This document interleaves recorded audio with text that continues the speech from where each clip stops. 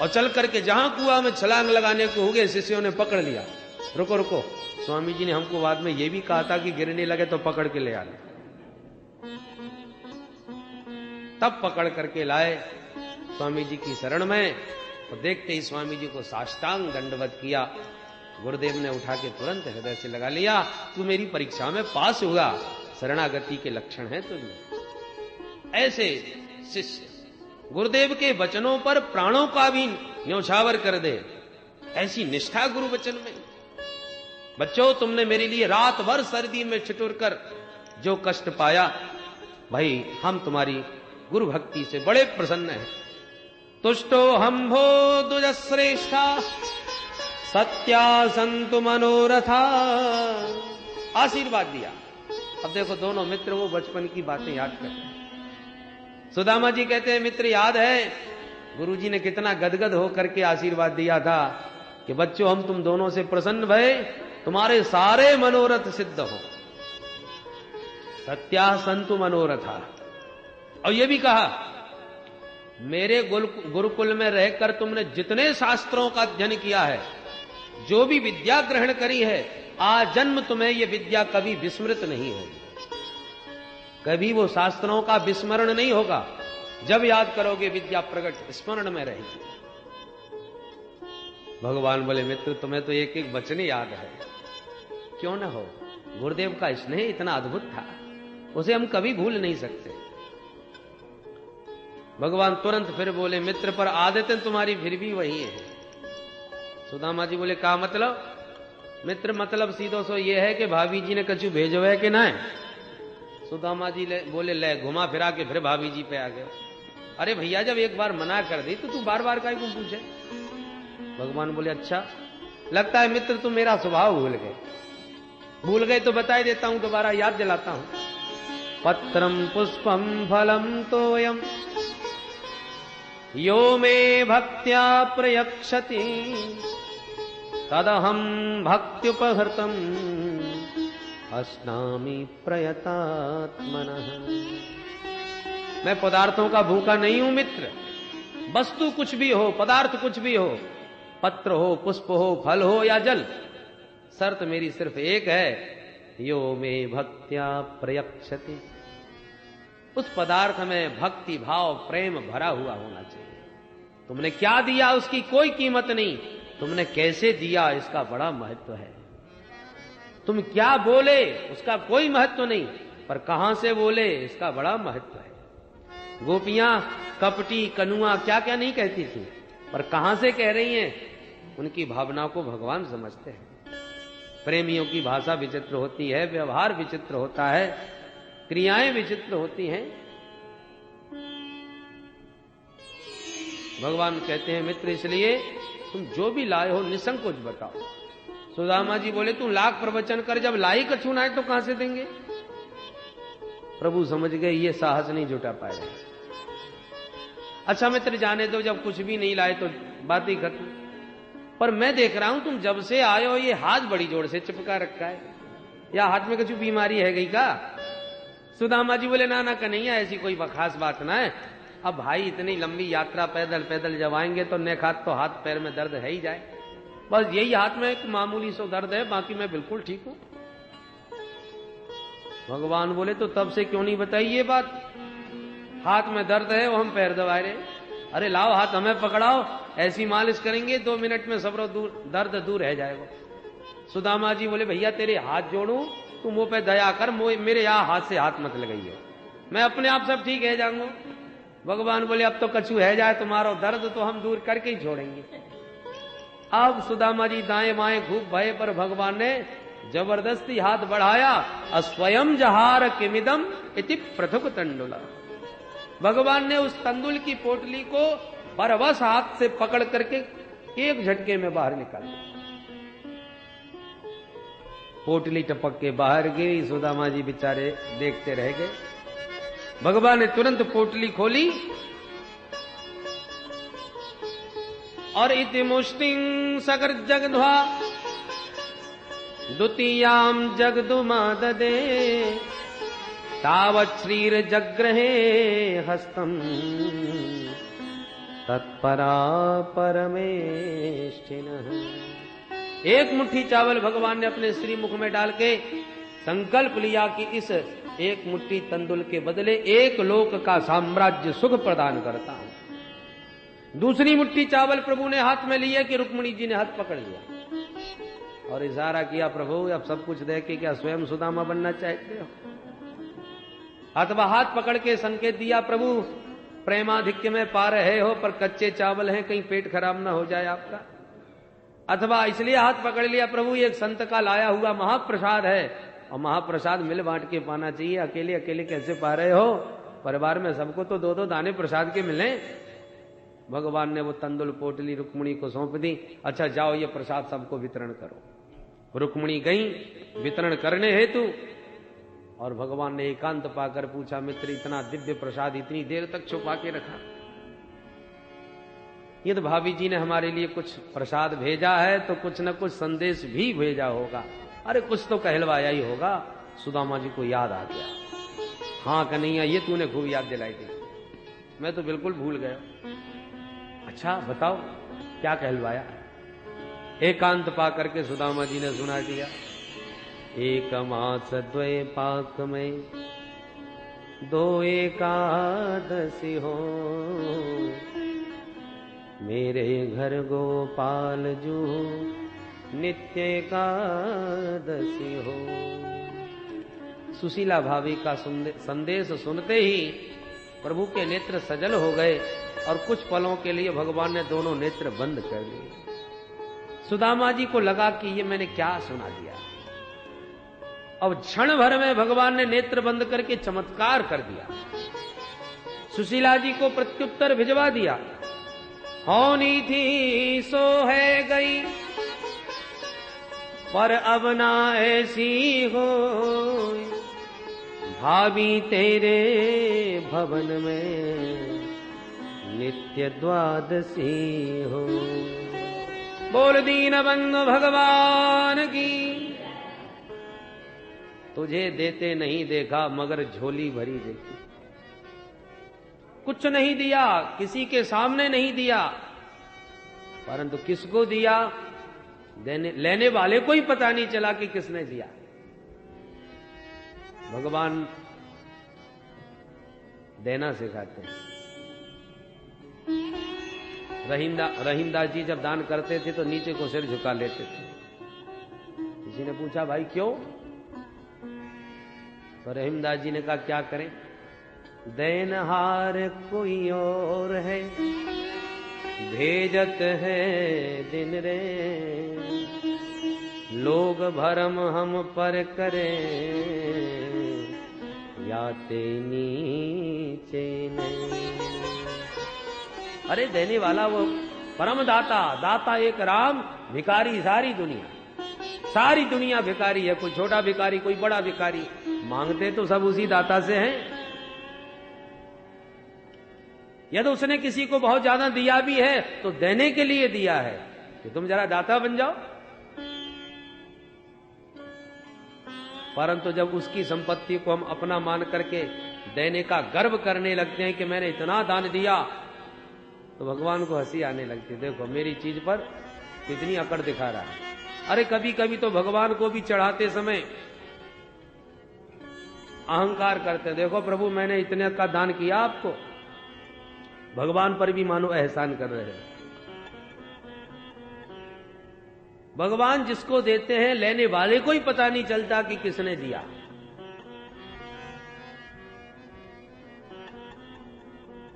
सुदामा जी ने तो प्रसंग बदल दिया। अरे भैया कृष्ण कन्हैया, तूने मेरे घर की एक एक बातें सबरी पूछ नहीं पर अपने बारे में कछु ना बताया।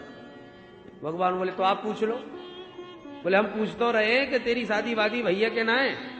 भगवान बोले ओहो, तो अब हम बताएं क्यों, जब घर में ही बैठे हो तो सीधे आपसे मिलवाए देते हैं। अरे वाह ये तो बहुत भी अच्छी बात है, जल्दी जल्दी मिलवा भैया। भगवान बाहर जाके रुक्मिणी से बोले जाओ सबसे कहो कि आके आशीर्वाद ले जाएं, ये सिद्ध विभूति है। अच्छा, रुक्मिणी ने जाके रानी पटरानियों को सूचना पहुंचा दी। साहब दौड़ी भागी चली आई। रुक्मिणी जी ने किया प्रणाम, महाराज नमो नारायणाय।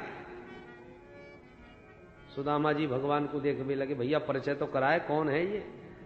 भगवान बोले, ये हैं हमारी धर्म पत्नी जी। ओहो सौभाग्यवती भव, पुत्रवती भव, पति प्रिया भव, ढेरों आशीर्वाद गिना जी। पीछे से सत्यभामा जी आ गए, महाराज प्रणाम। भगवान को देख के सुदामा जी बोले, अब ये कौन आएगी? भगवान हंस करके बोले, मित्र ये भी वे ही हैं। ओहो समझ गए हो, दो दो विवाह कर रखे हैं, बड़ी अच्छी बात है, बड़े ठाठ हैं भैया तेरे। सौभाग्यवती भव, पुत्रवती भव, पति प्रिया भव। पीछे से कालिंदी भागी चली है, महाराज प्रणाम। बोली लाला अब ये कौन आई गई? भगवान हंस करके बोले, मित्र अब बार बार मत पूछो। का मतलब? बोले मतलब ये है भैया, या समय जो भी प्रणाम करें सब वे ही हैं। ओहो तो का 10-50 हैं? भगवान बोले, मित्र कहवे में मुझे बड़ी शर्म लगे, कितनी है? वो तो जितनी भी है सब सामने आ रही हैं, तुम आशीर्वाद दे ही रहे हो, अपने आप ही गिन लो। हाँ भैया हम सबन को गिन लेंगे, तू बोला सबन को। सुदामा जी ने सोची ज्यादा से ज्यादा होंगी 10-50, पर वहां तो बड़ी लंबी लाइन लग गई। सुदामा जी बाबरे सौभाग्यवती भव, पुत्रवती भव, पति प्रिया भव कहते कहते घरों बैठन लगो, आशीर्वाद देते हाथ दुखन लगे, गिनते गिनते खोपड़ी गर्म हो गई, 1000-2000 के ऊपर गाड़ी पहुंच गई। संख्या जब ज्यादा बढ़ने लगी तो सौभाग्यवती भव कहना भी मुश्किल पड़ गया। संक्षेप में ही भव भव भव भव फटाफट आशीर्वाद सबको देने लगे। 5000 तक संख्या जब पार कर गई तो घबरा के बोले, भैया आप जल्दी बता कितनी और बाकी हैं? भगवान हंस के बोले, अब तो आधी ना भाई। अब चौंक पड़े, भैया कन्हैया तेरी लीला मेरी समझ में ना आवे, तू मुंह पे दया कर और सच्ची सच्ची बता दे पूरी संख्या कितनी है? भगवान हंस के बोले, मित्र पूरी 16,108। सुनते ही धरती खिसक गई सुदामा जी की, और एक कन्हैया तेरे मेरो कर दियो कल्याण। 5000 को आशीर्वाद देवे में तो मेरे घरों बैठ गए, हाथ दुख गए, और 10,000 तक तो मेरी आवाज ही ठप जाएगी। भगवान बोले, अब तुमने घर में लड़ाई कराई, बिना आशीर्वाद की बुरो ना मान जाएंगी। ये भी सही कही भैया। एक काम कर कन्हैया, ये तेरी अर्धांगिनी और तू सबको अर्धांग, तो सबकी जगह इकट्ठो तू मो को प्रणाम कर ले, इकट्ठो मैं तो को आशीर्वाद दे दूं, बस मिल गए हो सबन को बराबर। भगवान बोले, हाँ मित्र ये बढ़िया बात रही। सबके साथ मिलके प्रभु ने किया प्रणाम, सुदामा जी ने इकट्ठा दिया आशीर्वाद, और गदगद होकर के द्वारकाधीश से बोले, लाला हमने एक शादी करी और तो ना बुलाया, सो तूने उलाहना सुनाई दियो, और तूने भैया इतनी सारी शादी करी, एक विवाह में तो को अपने मित्र की याद ना आई? अरे एक में भूल जा तो दूसरे विवाह में ही बुलाए ले तो।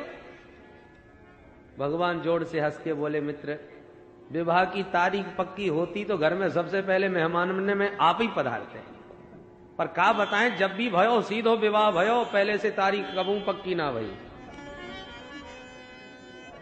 सुन सुन के सुदामा जी बड़े प्रसन्न, भैया तेरी बचपन से ही लीला बड़ी विचित्र, भैया तो को कौन समझ सके। बड़ा भारी भगवान ने दिव्य भव्य स्वागत किया सुदामा जी का सब प्रकार से। अब सुदामा जी बोले, भैया अब ज्यादा देर ना रुकेंगे, तेरी भाभी राह देख रही होगी, चलेंगे। तो भगवान ने रोकने का कोई दुराग्रह नहीं किया और विदा करने के लिए चल पड़े। चलते चलते सुदामा जी के मन में विचार आया, स्वागत तो जोरदार भयो, पर लेवे देवी की बात का झुना भाई। और मैं अच्छी तरह जानू सुशीला ने मुंह को काय को भेजो है, निश्चित दरवाजे पर बैठी होगी कि आज कछु ना आए तो मेरे ताई एक धोती लेके तो जरूर ही आएंगे। कछु ना कछु तो होगा, पर अपने राम तो जैसे आए वैसे ही जा रहे हैं। बहुत बुरा मान जाएगी सुशीला। अब याकू कहूं तो कैसे कहूं, सोचते सोचते रुक गए। क्या बात है गई? सुदामा जी बोले, बस अब तू ये मेरे साथ कब तक चलेगो, जा जा करके आराम कर, हम तो धीरे धीरे आराम से घर पहुंच जाएंगे। भगवान बोले, जो आज्ञा। सुदामा जी बोले, भैया तो अब हम चलें? भगवान बोले, मित्र अब कैसे कहें? अरे हाँ भैया एक बात तो मैं भूल ही गयो, तूने आते ही भाभी को समाचार पूछो, अब जाते ही भाभी भी तो तेरो समाचार पूछेगी, तो बासे का कह दूं ये तो बता। भगवान बोले, अरे ये तो मैं भूल ही गयो, भाभी जी से मेरी राम राम जरूर बोल दियो। सुदामा जी बोले, ये भी कोई समाचार होए? अरे राम राम तो तू ना भी कह तो तब भी कह देते, कोई विशेष बात कहनी है वो बता। भगवान बोले हाँ तो एक बात जरूर बोलियो कि अब जब भी आप पधारो द्वारका में तो भाभी जी जरूर संग में आवे। सुदामा जी समझ गई है ना दे व्यवहारो भैया, हमने कितनी बार याद दिलाई। अच्छा ठीक है भैया, राम राम बोल देंगे, राजी खुशी बता देंगे, भगवान ने चाही तो फिर मिलेंगे। और सुदामा जी चल पड़े, पर फूटी कौड़ी भी भगवान ने ना दी। अब चलते चलते सुदामा जी सोच रहे हैं, और क्या सोच रहे हैं देखिए, सुदामा जी के मन में यदि धन पाने की इच्छा होती तो स्वाभाविक है, जिस वस्तु की कामना मन में होती है और वो कामना पूर्ण न हो तो क्रोध का जन्म होता है। कामना की अपूर्णता में ही क्रोध जन्म लेता है। पर सुदामा जी के मन में ये सब कामना थी ही नहीं। उनके मन में तो एक ही इच्छा थी, अयम ही परमो लाभ उत्तम श्लोक दर्शनम। केवल दर्शन लाभ लेने आए थे सो मिल गया। धन की इच्छा तो सुशीला में थी, इसलिए सुदामा जी के मन में किंचित मात्र भी कोई कुभाव नहीं आया। अभी तो गदगद हृदय से विचार कर रहे हैं। क्वाहम दरिद्र पापीयान क्व कृष्ण श्रीनिकेतन ब्रह्म बंधुरिते स्माहम बाहुभ्याम परिरम्भितः। कहां तो मेरे जैसा दीनहीन दरिद्र ब्रह्म बंधु पतित ब्राह्मण, और कहा उस जैसा साक्षात लक्ष्मीपति। पर धन्य है, लोग तो उच्च पदवी को पाकर के माता पिता को भी पहचानने से मना कर देते हैं, पर वो तो केवल मेरा बचपन का साथी भर तो था। और किस प्रकार से दौड़ करके बाहुभ्याम परिरंभित, मुझे किस प्रकार से भुजा पास में बांध लिया था। धन्य है, ये श्री कृष्ण के अतिरिक्त कौन कर सकता है। दरिद्र पर तो लोगों की दृष्टि तक नहीं जाती, और उसने तो लक्ष्मीपति होकर के भी मेरा इतना सम्मान किया। और मैं ये भी जानता हूं कि धन क्यों नहीं दिया। अधनोयम धनम प्राप्य माद्यनुस्मैर्न मां स्मरेत इति कारुणिको नूनम धनम मे भूरि न ददाति। धन न देने का भी कारण एक ही है कि निर्धन को, दरिद्र को यदि बहुत सारी संपत्ति दे दो तो उसकी बुद्धि खराब हो जाती है, वो मदांध हो जाता है, विषयों में भटक जाता है। यही सब सोच विचार के प्रभु ने धन नहीं दिया, बड़ी कृपा करी, नारायण की बड़ी कृपा। यही सब सोचते हुए सुदामा जी घर आए, तो घर आके क्या देखा कि जहां टूटी फूटी झोंपड़ी पड़ी हुई थी, वहां पर इतना दिव्य भव्य भवन देखा कि होश उड़ गए सुदामा जी के। अरे राम राम, कहीं लौट फिर के मैं दोबारा द्वारकाधीश के ही घर में तो ना घुस आयो। ये भवन तो बिल्कुल द्वारकाधीश जैसा है, पर नहीं, रास्ता में बिल्कुल ठीक आया हूं। तो ये महल कौन को है? मेरी कुटिया तो यही जगह थी, पक्की बात है। महल के चक्कर काटते भय, आंखें फाड़ के महल को देखते रहे। सुदामा मंदिर देख डरे, सुदामा मंदिर देख डरे, सुदामा मंदिर देख डरे, सुदामा मंदिर देख डरे। यहाँ तो थी मेरी टूटी झुपड़िया, यहाँ तो थी मेरी टूटी झुपड़िया, यहाँ तो थी मेरी टूटी झुपड़िया, यहाँ तो थी मेरी टूटी झुपड़िया। अब कंचन महल खड़े, कंचन महल खड़े, सुदामा मंदिर देख डरे, सुदामा मंदिर देख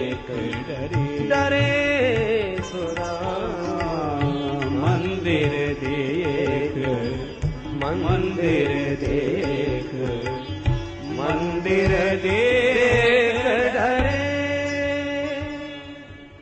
डरे हुए से श्री सुदामा जी भवन के चक्कर काट रहे हैं कि कुटिया कहां गई मेरी।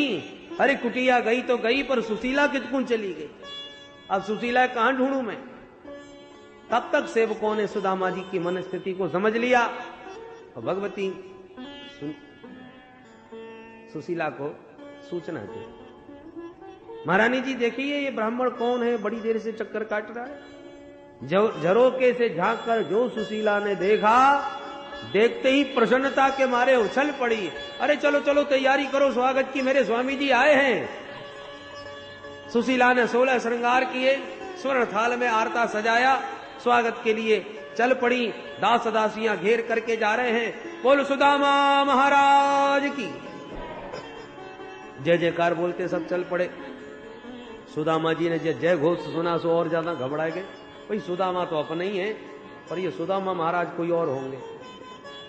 हमारे नाम के राजा को महल होएगा ये, पर ये देवी जी कौन चली आ रही हैं।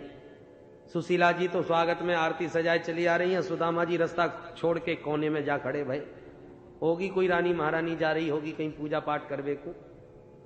पर छम छम करती सुशीला जब एकदम सामने खड़ी हो गई और आरती घुमाए हुए लगी, सो सुदामा जी और ज्यादा घबरा गई। ये भैया हमारी आरती काय को करे। हाथ जोड़ के बोले देवी जी आप कौन हो और मेरी आरती काय पे कर रही हो। सुशीला बोली वाह महाराज, ऐसे सखा से मिलवे गए कि मोइये भूल गए। अब सुशीला के शब्द जब कान में पड़े, तब सुशीला जी के सूरत पर दृष्टि डाली। पत्नीं वीक्ष विस्फुरन्ती देवीं वैमानकीमिव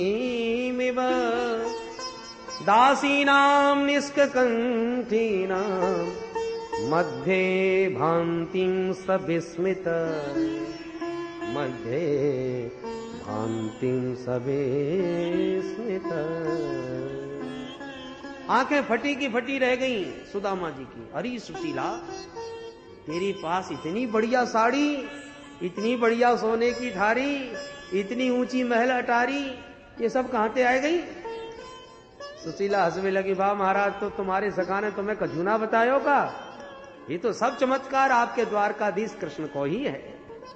अब सुदामा जी सब समझ गए। अरे सुशीला, अब मैं मान गया श्री कृष्ण सचमुच घनश्याम है। ये आकाश के मेघों का भी नाम घनश्याम है। ये भी सांभले और मेरा घनश्याम भी सांभला। सारा संसार सोता रहता है, तब आकाश के घनश्याम चुपचाप पानी बरसा के चले जाते हैं। पता ही नहीं चलता कि कब बरस गए। यदि ये दिखावा होता कि लोग देखें कि मैंने इतना पानी बरसाया है, ताकि मेरी महिमा को समझें, मेरी प्रशंसा करें, तो फिर दिन में ही बरसात होती, रात में कभी ना होती। परंतु आकाश से के घनश्याम इसकी अपेक्षा नहीं करते कि कौन हमारा एहसान मानेगा, कौन हमें धन्यवाद देगा। उनका तो लक्ष्य है जीवों का कल्याण करना, जीवों पर कृपा बरसाना, इसलिए बरसाते हैं। चाहे दिन में बरसे चाहे रात में, कोई माने या न माने, यही स्वभाव हमारे सब प्रभु का है। अज्ञान की निद्रा में सारा जगत सो रहा है, मोह निशा सब सो बनिहारा। भगवान कृपा वृष्टि कर रहे हैं, और जो समीक्षा करने वाले हैं वो तो देख लेते हैं उस कृपा को, और अज्ञान की तंद्रा में सोने वालों को क्या पता कि कितनी कृपा बरस गई प्रभु की हमारे ऊपर। हर एक गिलास कोई पानी पिलाता है तो हम 10 बार धन्यवाद देते हैं।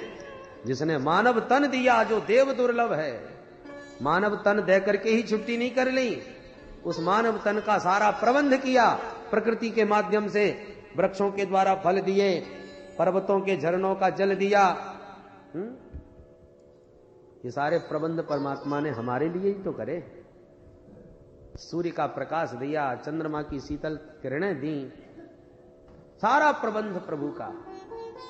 और हम अभागे ऐसी गहरी नींद में सो रहे हैं कि हमें पता ही नहीं चल रहा कि उसने क्या दिया।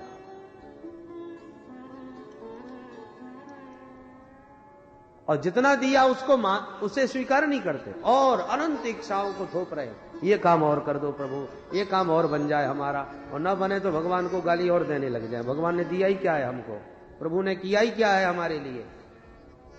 इतनी बड़ी कृतज्ञता है। मांगों का कोई अंत नहीं, इच्छाओं का कोई अंत नहीं। सुदामा जी की तरह पहले कुछ नहीं था तब भी प्रसन्न, आज सब कुछ है तब भी प्रभु की कृपा का अनुभव। भगवान की कृपा की निरंतर समीक्षा करते रहो। मांगा है मैंने श्याम ते वरदान एक ही, तेरी कृपा बनी रहे जब तक है जिंदगी। मांगा है मैंने श्याम से वरदान एक ही, तेरी कृपा बनी रहे जब तक है जिंदगी। मांगा है मैंने श्याम से वरदान एक ही, तेरी कृपा बनी रहे जब तक है जिंदगी। मांगा है मैंने श्याम से वरदान एक ही, तेरी कृपा बनी रहे जब तक है जिंदगी। जिस पर प्रभु का हाथ था वो पार हो गया, जिस पर प्रभु का हाथ था वो पार हो गया। जो भी शरण में आ गया उद्धार हो गया, जो भी शरण में आ गया उद्धार हो गया। जो भी शरण में आ गया उद्धार हो गया। जो भी शरण में आ गया उद्धार हो गया। जिसका भरोसा श्याम पर डूबा कभी नहीं, तेरी कृपा बनी रहे जब तक है जिंदगी। मांगा है मैंने श्याम से वरदान एक ही, तेरी कृपा बनी रहे जब तक है जिंदगी। कोई समझ सका नहीं माया बड़ी अजीब, कोई समझ सका नहीं माया बड़ी अजीब। जिसने प्रभु को पा लिया है वो ही खुश नसीब, जिसने प्रभु को पा लिया है वो ही खुश नसीब। जिसने प्रभु को पा लिया है वो ही खुश नसीब। जिसने प्रभु को पा लिया है वो ही खुश नसीब। जिसकी इजाजत के बिना पत्ता हिले नहीं, तेरी कृपा बनी रहे जब तक है जिंदगी। मांगा है मैंने श्याम से वरदान एक ही, तेरी कृपा बनी रहे जब तक है जिंदगी। ऐसे दयालु श्याम से रिश्ता बनाइए, ऐसे दयालु श्याम से रिश्ता बनाइए। मिलता रहेगा आपको जो कुछ भी चाहिए, मिलता रहेगा आपको जो कुछ भी चाहिए। मिलता रहेगा आपको जो कुछ भी चाहिए। मिलता रहेगा आपको जो कुछ भी चाहिए। ऐसा करिश्मा होगा हुआ कभी नहीं, तेरी कृपा बनी रहे जब तक है जिंदगी। मांगा है मैंने श्याम से वरदान एक ही, तेरी कृपा बनी रहे जब तक है जिंदगी।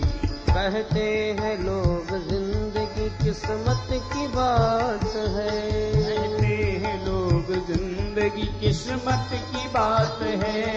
किस्मत बनाना भी मगर उसके ही हाथ है, किस्मत बनाना भी मगर उसके ही हाथ है।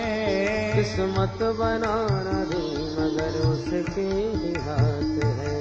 किस्मत बनाना भी मगर उसके ही हाथ है। कर ले यकीन अब मेरा ज्यादा समय नहीं, तेरी कृपा बनी रहे जब तक है जिंदगी। मांगा है मैंने श्याम से वरदान एक ही, तेरी कृपा बनी रहे जब तक है जिंदगी। तेरी कृपा बनी रहे जब तक है जिंदगी। तेरी कृपा बनी रहे जब तक है जिंदगी। गौर दीन बंधु भगवान की जय। भक्त वत्सल भगवान की जय।